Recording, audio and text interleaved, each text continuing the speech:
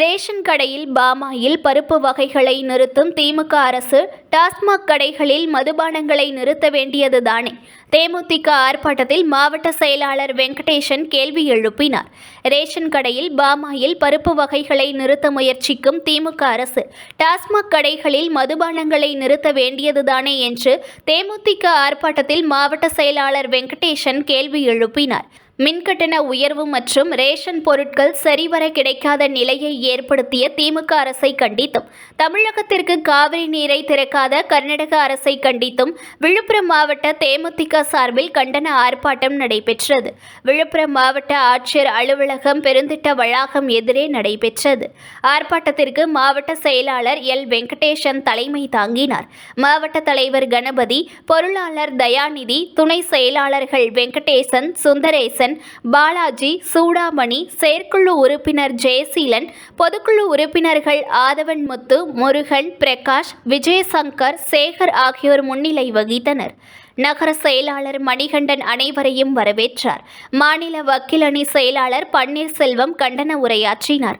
இதில் திண்டிவனம் நகர செயலாளர் காதர் பாட்ஷா, ஒன்றிய செயலாளர்கள் கோழிப்பட்டு குமார், கனகராஜ், ராஜ்குமார், வீரராஜ பாண்டியன் உட்பட பலர் கலந்து கொண்டு கண்டன கோஷங்களை எழுப்பினர்.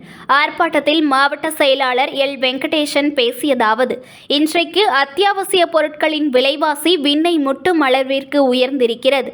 வறுமை கோட்டிற்கு கீழ் லட்சக்கணக்கான மக்கள் வசித்து வருகின்ற நிலையில் ரேஷன் கடைகளில் பாமாயில் பருப்பு வகைகளை திமுக அரசு நிறுத்த முயற்சிக்கிறது. நல்லெண்ணெயை அதிக விலை கொடுத்து வாங்க முடியாத மக்கள் ரேஷன் கடை பாமாயிலை வாங்கி சமையலுக்கு பயன்படுத்துகிறார்கள். இதை நிறுத்த இந்த அரசுக்கு எப்படிதான் மனம் வருகிறதோ? பாமாயில் பருப்பு வகைகளை நிறுத்த முயற்சிக்கும் திமுக அரசு டாஸ்மாக் கடைகளில் மதுபானங்களை நிறுத்த வேண்டியதுதானே? தேர்தல் நேரத்தில் பணத்தை வாங்கிக் கொண்டு ஊழல் செய்பவர்களுக்கு வாக்களித்ததால் மக்களின் அடிப்படை தேவைகள் நிறைவேறாது.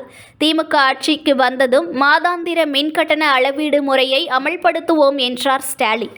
ஆட்சிக்கு வந்து 41 மாதங்கள் முடிந்துவிட்டது.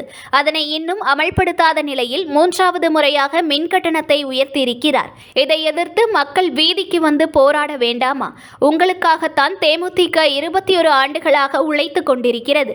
ஒட்டுமொத்த எல்லோரையும் பாதிக்கக்கூடிய விஷயம் மின்கட்டண உயர்வு.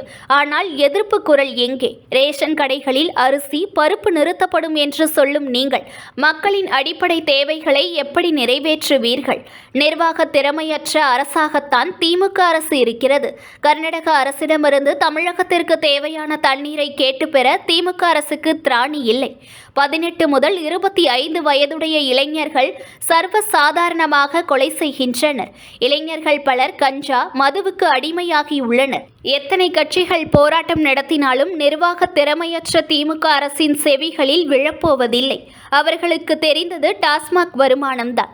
தேர்தல் நேரத்தில் பணம் கொடுத்து மீண்டும் ஆட்சிக்கு வந்து ஊழல் செய்வதுதான் அவர்களின் லட்சியம். இதற்கு மக்கள்தான் சரியான தீர்ப்பு கூற வேண்டும். நல்லவர்களுக்கு வாய்ப்பளித்தால்தான் நாடு வளரும். இவ்வாறு அவர் பேசினார். நியூஸ் 1 தமிழை லைக் பண்ணுங்க, கமெண்ட் பண்ணுங்க, ஷேர் பண்ணுங்க, மறக்காம சப்ஸ்கிரைப் பண்ணுங்க.